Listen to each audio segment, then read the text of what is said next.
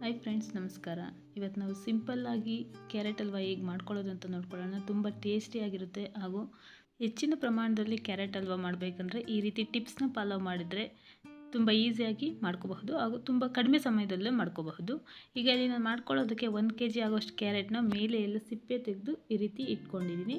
ಈಗ ಇದನ್ನು ಚಿಕ್ಕ ಚಿಕ್ಕದಾಗಿ ಕ್ಯೂಬ್ಸ್ ರೀತಿ ಕಟ್ ಮಾಡ್ಕೊಳ್ಳೋಣ. ಈ ರೀತಿ ನೀಟಾಗಿ ಚಿಕ್ಕ ಚಿಕ್ಕದಾಗಿ ಕಟ್ ಮಾಡ್ಕೊಳ್ಳೋಣ. ನಾವು ಮಿಕ್ಸಿ ಜಾರಿಗೆ ಸೇರಿಸ್ಕೊಂಡು ಗ್ರೈಂಡ್ ಮಾಡ್ಕೊಳ್ಳೋದ್ರಿಂದ ಮಿಕ್ಸಿ ಜಾರ್ ಹಾಳಾಗಬಾರ್ದು ಅಂತ ಚಿಕ್ಕ ಚಿಕ್ಕದಾಗಿ ಕಟ್ ಮಾಡಿ ಇಟ್ಕೊಂಡಿದ್ದೀನಿ. ಈಗ ಇದನ್ನು ಮಿಕ್ಸಿ ಜಾರಿಗೆ ಸೇರಿಸ್ಕೊಂಡು ನಾವು ಗ್ರೈಂಡ್ ಮಾಡ್ಕೋಬೇಕಾಗುತ್ತೆ. ತುಂಬ ನೈಸಾಗಿ ಬೇಡ, ತರಿಯಾಗಿ ನಾವು ಗ್ರೈಂಡ್ ಮಾಡಿಕೊಂಡ್ರೆ ಸಾಕಾಗುತ್ತೆ. ಈ ರೀತಿ ಆಗಿದೆ. ಈಗ ಇದನ್ನು ಪ್ಲೇಟಿಗೆ ಸೇರಿಸ್ಕೊಳ್ಳೋಣ. ಇದರಲ್ಲಿರೋ ಪೀಸಸ್ನ ಮತ್ತೆ ಅಂದರೆ ಗ್ರೈಂಡ್ ಆಗದೆ ಇರೋ ಪೀಸಸ್ ಇದ್ದರೆ ಇದನ್ನು ತೆಗೆದು ಪಕ್ಕಕ್ಕೆ ಇಟ್ಕೊಳ್ಳೋಣ. ಮತ್ತು ಮಿಕ್ಸಿ ಜಾರಿಗೆ ಸೇರಿಸ್ಕೊಂಡು ಮತ್ತು ಗ್ರೈಂಡ್ ಮಾಡಿಕೊಂಡ್ರೆ ಸರಿ ಹೋಗುತ್ತೆ. 2ರಿಂದ 3 ಬಾರಿ ಗ್ರೈಂಡ್ ಮಾಡ್ಕೊತಾ ಇದ್ದೀನಿ ನಾನಿಲ್ಲಿ. ಮತ್ತು ಇದರಲ್ಲಿರೋ ದಪ್ಪ ಪೀಸಸ್ನ ತೆಗೆದು ಮತ್ತು ಗ್ರೈಂಡ್ ಮಾಡಿಕೊಂಡು ಸೇರಿಸ್ಕೊತೀನಿ. ಈ ರೀತಿ ಮಾಡಿಕೊಂಡ್ರೆ ಬೇಗ ಆಗುತ್ತೆ. ಕ್ವಾಂಟಿಟಿ ನಾವು ಎಷ್ಟೇ ಮಾಡಿದ್ರೂ ತುಂಬ ಸಮಯ ತೆಗೆದು ತುರಿಯೋ ಅವಶ್ಯಕತೆ ಇರೋದಿಲ್ಲ. ಈಗ ಇದನ್ನು ಎಲ್ಲನೂ ಪ್ಲೇಟಿಗೆ ಸೇರಿಸ್ಕೊತಾ ಇದ್ದೀನಿ. ನಾನಿಲ್ಲಿ ಕುಕ್ಕರಲ್ಲಿ ಮಾಡ್ಕೊತಾ ಇದ್ದೀನಿ. ಕುಕ್ಕರ್ಗೆ 2 ಟೇಬಲ್ ಸ್ಪೂನ್ ತುಪ್ಪ ಸೇರಿಸ್ಕೊಂಡು ಇದನ್ನು ಕ್ಯಾರೆಟ್ ತುರಿನ ಸೇರಿಸ್ಕೊಳ್ಳೋಣ. ನಾವು ಗ್ರೈಂಡ್ ಮಾಡಿ ಇಟ್ಕೊಂಡಿರೋಂಥ ತುರಿನ ಸೇರಿಸ್ಕೊತಾ ಇದ್ದೀನಿ. ಅಥವಾ ನಿಮಗೆ ಈ ರೀತಿ ಕುಕ್ಕರಲ್ಲಿ ಮಾಡ್ಕೊಳ್ಳೋದು ಇಷ್ಟ ಇಲ್ಲ ಅಂದರೆ ನಾವು ಪ್ಯಾನಲ್ಲೇ ಮಾಡ್ಕೋಬಹುದು. ಪ್ಯಾನಲ್ಲೂ ಇದೇ ಪ್ರಮಾಣದಲ್ಲಿ ತುಪ್ಪ ಸೇರಿಸ್ಕೊಂಡು ಕ್ಯಾರೆಟ್ನ ಸೇರಿಸ್ಕೊಂಡು ಒಂದು 20 ನಿಮಿಷ ನೀಟಾಗಿ ಬಾಡಿಸ್ಕೋಬೇಕಾಗುತ್ತೆ ತುಪ್ಪದಲ್ಲಿ. ಇಲ್ಲಿ ನಾನು 2ರಿಂದ 3 ನಿಮಿಷ ತುಪ್ಪದಲ್ಲಿ ಚೆನ್ನಾಗಿ ಬಾಡಿಸ್ಕೊತಾ ಇದ್ದೀನಿ. ಕಂಟಿನ್ಯೂಸ್ ಆಗಿ ಕೈ ಬಿಡದೆ ಬಾಡಿಸ್ಕೋಬೇಕು. ಈ ರೀತಿ ತುಪ್ಪದಲ್ಲಿ ಬಾಡಿಸ್ಕೊಂಡ್ರೆ ಅದ್ರ ಘಮನೂ ಚೆನ್ನಾಗಿರುತ್ತೆ ಮತ್ತು ಫ್ಲೇವರು ತುಂಬ ಚೆನ್ನಾಗಿ ಬರುತ್ತೆ. 2ರಿಂದ 3 ನಿಮಿಷ ನೀಟಾಗಿ ಬಾಡಿಸ್ಕೊತಾ ಇದ್ದೀನಿ. ತುಂಬ ತರಿ ಆಗೋ ಅವಶ್ಯಕತೆ ಇಲ್ಲ. ಇದಕ್ಕೆ 1 ಕಪ್ ಆಗೋಷ್ಟು ಹಾಲನ್ನ ಸೇರಿಸ್ಕೊತಾ ಇದ್ದೀನಿ. 1 ಕಪ್ಗಿಂತ ಜಾಸ್ತಿ ನಾವು ಸೇರಿಸ್ಕೋಬಾರ್ದು. ನಾವು ಹಾಲು ಹಾಕಿ ಮಾಡ್ಕೊಳ್ಳೋದ್ರಿಂದ ಅದು ಕುಕ್ಕರಿಂದ ಹೊರಗೆ ಬಂದುಬಿಡುತ್ತೆ. 1 ಕಪ್ ಸೇರಿಸ್ಕೊಂಡ್ರೆ ಸರಿ ಹೋಗುತ್ತೆ. ಈಗ ಚೆನ್ನಾಗಿ ಮಿಕ್ಸ್ ಮಾಡಿ ಲಿಡ್ ಕ್ಲೋಸ್ ಮಾಡಿ 2 ವಿಷಿಲ್ ನಾನು ಬೇಯಿಸ್ಕೊತಾ ಇದ್ದೀನಿ. 2 ವಿಷಿಲ್ ನಂತರ ತಣ್ಣಗಾದ ನಂತರ ಲಿಡ್ನ ಓಪನ್ ಮಾಡ್ಕೊಳ್ಳೋಣ. ನೀಟಾಗಿ ಬೆಂದಿದೆ. ಈಗ ಒಂದು ವೇಳೆ ಚಿಕ್ಕ ಚಿಕ್ಕ ಪೀಸಸ್ ಇದ್ದರೂ ಅದು ನೀಟಾಗಿ ಬಾಯ್ಲ್ ಆಗುತ್ತೆ. ಈ ರೀತಿ ನೀಟಾಗಿ 1 ನಿಮಿಷ ಮಿಕ್ಸ್ ಮಾಡ್ಕೊಳ್ಳೋಣ. ಈಗ ಇದಕ್ಕೆ 1 ಕಪ್ ಆಗೋಷ್ಟು ಸಕ್ಕರೆನ ಸೇರಿಸ್ಕೊತಾ ಇದ್ದೀನಿ. 2 ಕಪ್ ಆಗೋಷ್ಟು ಕ್ಯಾರೆಟ್ ತುರಿ ಆಗಿದೆ. ಇದಕ್ಕೆ 1 ಕಪ್ ಆಗಲೇ ನಾನು ಹಾಲು ಸೇರಿಸ್ಕೊಂಡಿದ್ದೀನಿ ಮತ್ತು 1 ಕಪ್ ಸಕ್ಕರೆ ಸೇರಿಸ್ಕೊತಾ ಇದ್ದೀನಿ ಮತ್ತು 1 ಕಪ್ಪು ಹಾಲನ್ನ ಸೇರಿಸ್ಕೊತೀನಿ. ಈ ರೀತಿ ಸಕ್ಕರೆ ಹಾಕಿದ ನಂತರ ನೀಟಾಗಿ ಮಿಕ್ಸ್ ಮಾಡ್ಕೊಳ್ಳೋಣ. ಸಕ್ಕರೆ ಚೆನ್ನಾಗಿ ಮೆಲ್ಟ್ ಆಗಬೇಕು. ಆ ರೀತಿ ನೀಟಾಗಿ ಮಿಕ್ಸ್ ಮಾಡಿಕೊಂಡು 2 ನಿಮಿಷ ನಾವು ಮಿಕ್ಸ್ ಮಾಡಿದರೆ ಸರಿ ಹೋಗುತ್ತೆ. ನಾನು ಮತ್ತೆ ಇಲ್ಲಿ 3/4 ಕಪ್ ಆಗೋಷ್ಟು ಹಾಲನ್ನ ಸೇರಿಸ್ಕೊತಾ ಇದ್ದೀನಿ. ಒಂದು ವೇಳೆ ನಮ್ಮ ಹತ್ರ ಹಾಲು ಪೌಡರ್ ಇದ್ದರೆ ಹಾಲು ಪೌಡರ್ನ ಸೇರಿಸ್ಕೊಂಡ್ರೆ ನಾವು ಹಾಲನ್ನ ಸ್ಕಿಪ್ ಮಾಡ್ಕೋಬಹುದು. 2ರಿಂದ 3 ಟೇಬಲ್ ಸ್ಪೂನ್ ಹಾಲು ಪೌಡರ್ನ ಸೇರಿಸ್ಕೋಬಹುದು. ಅಥವಾ ಕೋವಾ ಇದ್ದರೆ ಸ್ವೀಟ್ ಕೋವಾನ ಸೇರಿಸ್ಕೋಬಹುದು. ಮತ್ತು ಇದನ್ನು ಒಂದು 20 ನಿಮಿಷ ನೀಟಾಗಿ ಫ್ರೈ ಮಾಡಿಕೊಂಡ್ರೆ ಗಟ್ಟಿ ಆಗುತ್ತೆ. ಟೇಸ್ಟ್ ತುಂಬಾ ಚೆನ್ನಾಗಿ ಬರುತ್ತೆ. ಲೋ ಫ್ಲೇಮಲ್ಲಿ ಇಟ್ಕೊಂಡು ನೀಟಾಗಿ ಮಿಕ್ಸ್ ಮಾಡ್ಕೊತಾ ಇದ್ದೀನಿ. ಇದಕ್ಕೆ ತುಪ್ಪದಲ್ಲಿ ಹುರಿದಿರೋ ದ್ರಾಕ್ಷಿ ಗೋಡಂಬಿನ ಸೇರಿಸ್ಕೊಂಡು ಮತ್ತು ಮಿಕ್ಸ್ ಮಾಡ್ಕೊತೀನಿ. ನಮ್ಮ ಮನೆಯಲ್ಲಿ ಯಾವ ಥರ ಡ್ರೈ ಫ್ರೂಟ್ಸ್ ಇದ್ದರೆ ಅದನ್ನು ಸೇರಿಸ್ಕೋಬಹುದು. ನೀಟಾಗಿ ಮಿಕ್ಸ್ ಮಾಡ್ಕೊಂಡ ನಂತರ ಇಲ್ಲಿ 1/4 ಟೇಬಲ್ ಸ್ಪೂನ್ ಆಗೋಷ್ಟು ಏಲಕ್ಕಿ ಪುಡಿನ ಸೇರಿಸ್ಕೊತಾ ಇದ್ದೀನಿ. ನೀಟಾಗಿ ಮಿಕ್ಸ್ ಮಾಡ್ಕೊಳ್ಳೋಣ. ಸ್ವಲ್ಪ ಗಟ್ಟಿ ಆದ ಕನ್ಸಿಸ್ಟೆನ್ಸಿ ಬಂದ ನಂತರ ಈ ಸ್ಟವ್ನ ಆಫ್ ಮಾಡ್ಕೊಳ್ಳೋಣ. ಈ ರೀತಿ ಆಗಿದೆ. ನಾನು ಸ್ಟವ್ನ ಆಫ್ ಮಾಡ್ಕೊತಾ ಇದ್ದೀನಿ. ಈಗ ಇದನ್ನು ನಾನು ಬೇರೆ ಬೌಲ್ಗೆ ಟ್ರಾನ್ಸ್ಫರ್ ಮಾಡ್ಕೊತಾ ಇದ್ದೀನಿ. ಈ ರೆಸಿಪಿ ತುಂಬಾ ಈಸಿಯಾಗಿ ಮಾಡ್ಕೋಬಹುದು. ಹೆಚ್ಚಿನ ಪ್ರಮಾಣದಲ್ಲಿ ಬೇಕಿದ್ದರೂ ಮಾಡ್ಕೋಬಹುದು. ಇದೇ ಪ್ರೊಸೀಜರ್ನ ಫಾಲೋ ಮಾಡಿ.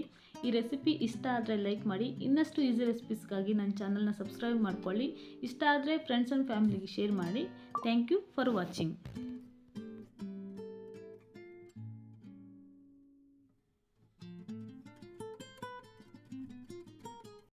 ಇವತ್ತು ನಾವು ಸ್ವೀಟ್ ಶಾಪಲ್ಲಿ ಸಿಗೋವಂಥ ಸ್ವೀಟು ಬಾಯಲ್ಲಿಟ್ಟರೆ ಕರಗೋಗಬೇಕು, ಅಷ್ಟು ಟೇಸ್ಟಿಯಾಗಿರೋದು. ತುಂಬ ಸಿಂಪಲ್ಲಾಗಿ ಈಸಿಯಾಗಿ ಕೇವಲ 3 ಇಂಗ್ರೀಡಿಯೆಂಟ್ಸ್ನ ಉಪಯೋಗಿಸ್ಕೊಂಡು ಹೇಗೆ ಮಾಡ್ಕೊಳ್ಳೋದಂತ ನೋಡ್ಕೊಳ್ಳೋಣ. ಇಲ್ಲಿ ಮಿಕ್ಸಿ ಜಾರಿಗೆ ನಾನು 1/2 ಕಪ್ ಆಗೋಷ್ಟು ಸಕ್ಕರೆ ತಗೊಂಡು ಅದಕ್ಕೆ ಒಂದು 4 ಏಲಕ್ಕಿ ಸೇರಿಸ್ಕೊಂಡು ನೀಟಾಗಿ ಗ್ರೈಂಡ್ ಮಾಡಿಕೊಂಡು ಸಕ್ಕರೆ ಪೌಡರ್ನ ಸೇರಿಸ್ಕೊತಾ ಇದ್ದೀನಿ. ಸಕ್ಕರೆ ಬದಲಾಗಿ ಬೆಲ್ಲ ಬೇಕಿದ್ದರೂ ಸೇರಿಸ್ಕೋಬಹುದು.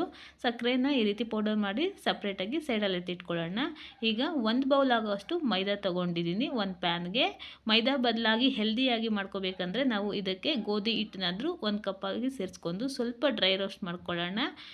ಸ್ವಲ್ಪ ಡ್ರೈ ರೋಸ್ಟ್ ಆದ ನಂತರ ಇದಕ್ಕೆ ಅರ್ಧ ಕಪ್ ಆಗೋಷ್ಟು ತುಪ್ಪ ಸೇರಿಸ್ಕೊತಾ ಇದ್ದೀನಿ. ತುಪ್ಪ ಒಂದೇ ಬಾರಿ ಸೇರಿಸ್ಕೋಬಾರ್ದು, ಮಧ್ಯದಲ್ಲಿ ಸ್ವಲ್ಪ ಸೇರಿಸ್ಕೊಂಡ್ರೆ ನೀಟಾಗಿ ಹುರ್ಕೊಳ್ತಾ ಬರೋಣ. ಒಂದು 2ರಿಂದ 3 ಬಾರಿ ಸೇರಿಸ್ಕೊಂಡು ಈ ರೀತಿ ಹುರ್ಕೋಬೇಕು. ಆಗ ಅದರಲ್ಲಿರೋ ಘಮ ಹೋಗುತ್ತೆ, ತುಂಬ ಸಾಫ್ಟ್ ಆಗುತ್ತೆ, ಹಿಟ್ಟೆಲ್ಲ ನೀಟಾಗಿ ಸೆಟ್ ಆಗುತ್ತೆ. ಆ ರೀತಿ ಫ್ರೈ ಮಾಡ್ಕೊತಾ ಬರೋಣ, ಸ್ವಲ್ಪನೇ ಸೇರಿಸ್ಕೊಳ್ತಾ. ಈ ರೀತಿ ಒಂದು ಸಲ ಮಾಡಿ ನೋಡ್ರಿ, ತುಂಬಾ ಟೇಸ್ಟಿಯಾಗಿರುತ್ತೆ. ಹಾಗೂ ಮಕ್ಕಳಿಂದ ದೊಡ್ಡವರೆಗೂ ಇಷ್ಟಪಟ್ಟು ತಿಂತಾರೆ, ಅಷ್ಟು ಟೇಸ್ಟಿಯಾಗಿರುತ್ತೆ.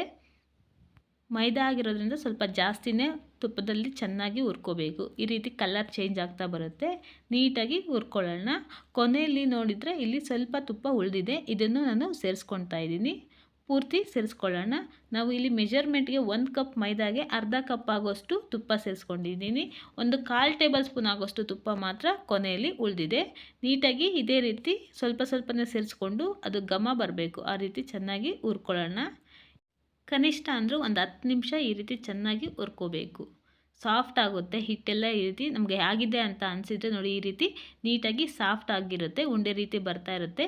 ಅದುವರೆಗೂ ನಾವು ಚೆನ್ನಾಗಿ ಹುರ್ಕೊಳ್ಳೋಣ. ಇಲ್ಲಿ ನೋಡ್ತಾ ಇದ್ರಲ್ಲ, ಕೊನೆಯಲ್ಲಿ ಇಷ್ಟು ತುಪ್ಪ ಉಳಿದಿದೆ, ಇದನ್ನು ಸಪ್ರೇಟಾಗಿ ಸೈಡ್ಗೆ ಎತ್ತಿಟ್ಕೊಳ್ಳೋಣ. ಇದೇ ರೀತಿ ನೀಟಾಗಿ ಮಿಕ್ಸ್ ಮಾಡ್ಕೊಳ್ತಾ ಇರೋಣ. ಸ್ವಲ್ಪ ಸಾಫ್ಟ್ ಆದ ನಂತರ ಸ್ಟವ್ ಆಫ್ ಮಾಡಿಕೊಂಡು ಇದನ್ನು ಪಕ್ಕಕ್ಕೆ ತೆಗೆದುಕೊಳ್ಳೋಣ. ಈ ರೀತಿ ನೋಡಿ ಉಂಡೆ ರೀತಿ ಬರಬೇಕು, ಆ ರೀತಿ ಮಾಡ್ಕೊತಾ ಇದ್ದೀನಿ. ನಂತರ ಇದನ್ನು ಸ್ಟವ್ ಆಫ್ ಮಾಡಿ ಸೈಡಿಗೆ ತೆಗೆದಿಟ್ಕೊಂಡು ಇದೇ ರೀತಿ ಕಂಟಿನ್ಯೂಸ್ ಆಗಿ ಒಂದು 2 ನಿಮಿಷ ಮಿಕ್ಸ್ ಮಾಡ್ಕೋಬೇಕು. ನಾವು ಸಕ್ಕರೆ ಬದಲಿಗೆ ಬೆಲ್ಲ ಸೇರಿಸ್ಕೊತೀರಿ ಅಂತ ಅಂದರೆ ಈಗ ಬಿಸಿ ಇರೋವಾಗಲೇ ನಾವು ಬೆಲ್ಲನ ಸೇರಿಸ್ಕೋಬೇಕು. ಆಗ ನೀಟಾಗಿ ಬೆಲ್ಲ ಮಿಕ್ಸ್ ಆಗುತ್ತೆ, ಅದು ನೀಟಾಗಿ ಪಾಕ ರೆಡಿ ಆಗುತ್ತೆ. ನಾವು ಇಲ್ಲಿ ಸಕ್ಕರೆ ಪೌಡರ್ ಮಾಡ್ಕೊಂಡಿರೋದ್ರಿಂದ ಇದು ಸ್ವಲ್ಪ ಒಂದು 2 ನಿಮಿಷ ತಣ್ಣಗಾಗಬೇಕು. ಆ ರೀತಿ ನಾವು ನೀಟಾಗಿ ಮಿಕ್ಸ್ ಮಾಡ್ತಾ ಬರೋಣ. ನಂತರ ನಾವು ಮಾಡಿಟ್ಕೊಂಡಿರೋ ಅಂಥ ಸಕ್ಕರೆನ ನೀಟಾಗಿ ಸೇರಿಸ್ಕೊಂಡು ನಾವು ಮಿಕ್ಸ್ ಮಾಡ್ಕೊಳ್ಳೋಣ. ಈ ರೀತಿ ಒಂದು 2 ನಿಮಿಷ ಮತ್ತು ಸಕ್ಕರೆನ ಮಿಕ್ಸ್ ಮಾಡಿಕೊಂಡ್ರೆ ಅದು ನೀಟಾಗಿ ಮಿಕ್ಸ್ ಆಗುತ್ತೆ, ನಮಗೆ ನೀಟಾಗಿ ಉಂಡೆ ರೀತಿ ಬರುತ್ತೆ, ಸಾಫ್ಟಾಗಿ ಮತ್ತೆ ಆಗುತ್ತೆ. ಸಕ್ಕರೆ ಎಲ್ಲ ನೀಟಾಗಿ ಮೆಲ್ಟಾಗಿ ಈ ರೀತಿ ಬರುತ್ತೆ.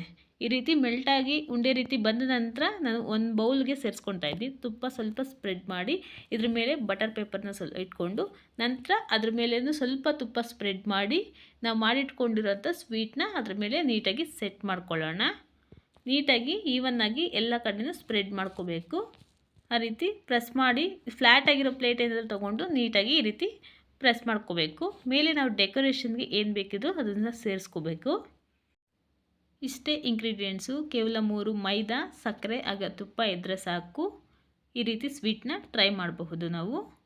ಮೇಲೆ ಗಾರ್ನಿಷಿಂಗ್ಗೆ ನಾವು ಕಟ್ ಮಾಡಿರೋಂಥ ಬಾದಾಮಿ ಅಥವಾ ಪಿಸ್ತಾ, ಹಾಗೆ ಸ್ವಲ್ಪ ಟೇಸ್ಟ್ಗೋಸ್ಕರ ಕೇಸರಿನ ಸೇರಿಸ್ಕೊತಾ ಇದ್ದೀನಿ, ಒಂದು 2-3 ಎಲೆ. ಈ ರೀತಿ ಸೇರಿಸ್ಕೊಂಡಿದ್ದ ನಂತರ ನೀಟಾಗಿ ಪ್ರೆಸ್ ಮಾಡ್ಕೋಬೇಕು ಮೇಲೆ. ಅದು ಒಂದು 2 ನಿಮಿಷ ಆದ ನಂತರ ಇದು ನೀಟಾಗಿ ಸೆಟ್ ಆಗಿರುತ್ತೆ.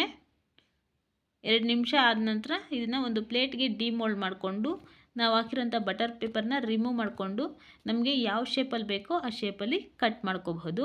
ಒಂದು ಸಲ ಟ್ರೈ ಮಾಡಿ ನೋಡಿ, ತುಂಬಾ ಚೆನ್ನಾಗಿ ಬರುತ್ತೆ. ಈ ರೆಸಿಪಿ ಇಷ್ಟ ಆದರೆ ಲೈಕ್ ಮಾಡಿ. Thank you for watching.